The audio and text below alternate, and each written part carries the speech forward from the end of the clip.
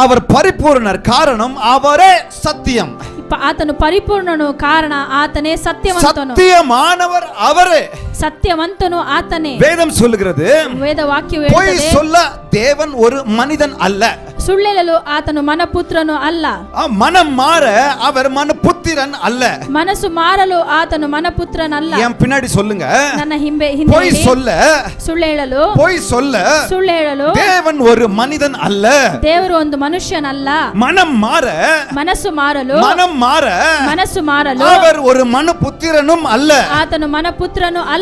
இத கவனிங்க, ಇದನ್ನು அவர் ಗಮನಿಸಿ, சொல்லியும் செய்யாதிருப்பாரோ, ಆತನು ಹೇಳಿಯೂ ಮಾಡದೇ ಇರುವವನು, அவர் வசனித்தும் நிறைவேற்றாதிருப்பாரோ, ಆತನು ಹೇಳಿಯೂ ಮಾಡದೇ ಇರುವವನು, அவர் சொல்ல ஆகும், அவர் கட்டளையிட நிற்குங்க.